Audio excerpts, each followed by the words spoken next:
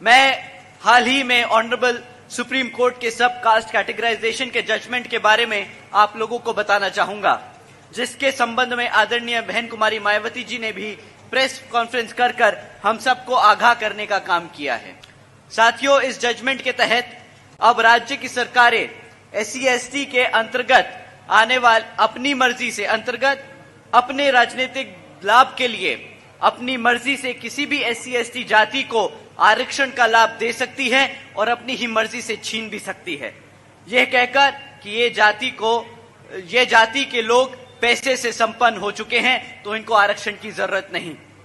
साथियों, आप सभी जानते हैं आरक्षण की मूल भावना प्रतिनिधित्व की है, समाज को आगे बढ़ाने की है, लेकिन इसे बार बार गरीबी मिटाने के कार्यक्रम को बनाकर हमेशा से आरक्षण को हटाने का काम किया गया है। साथियों, भाजपा और कांग्रेस ने सोची समझी साजिश के तहत ये जजमेंट पास कराकर देश से आरक्षण खत्म करने के लिए ये पहला कदम लिया है। आदरणीय बहन जी ने इस फैसले पर सवाल उठाया है और पूछा है कि जिनको आरक्षण का लाभ मिला है, क्या उनकी सामाजिक स्थिति इतनी बेहतर हो चुकी है? क्या उनके साथ आज भेदभाव खत्म हो गया है? साथियों, ये SC समाज को बांटने की शुरुआत है, ये SC समाज की आजादी को छीनने की शुरुआत है, ये संविधान को बदलने की शुरुआत है। संविधान बचाने के नाम पर भाजपा और कांग्रेस मिलकर संविधान को बदलने का काम कर रही हैं।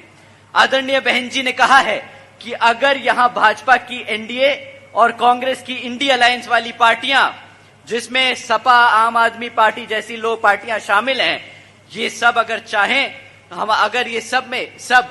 हमारे SC/ST हमारे रिजर्वेशन के सच्चे हितैषी हैं, हमारे SC/ST समाज के आरक्षण के सच्चे हितैषी हैं, तो सब मिलकर पार्लियामेंट के जरिए रिजर्वेशन एक्ट को संविधान की 9वीं सूची में डालकर रिजर्वेशन को हमेशा के लिए सुरक्षित कर दें, ताकि आगे हमारे रिजर्वेशन से कोई भी खिलवाड़ ना कर सके। साथियों, यही नहीं बल्कि अब तो बहन जी और BSP की ये भी मांग है कि ये जुडिशरी में भी रिजर्वेशन लागू होना चाहिए, ताकि भविष्य में इस तरह के जजमेंट ही ना आ सके जो हमारे संविधान के आरक्षण को संविधान में रिजर्वेशन के साथ खिलवाड़ कर सके।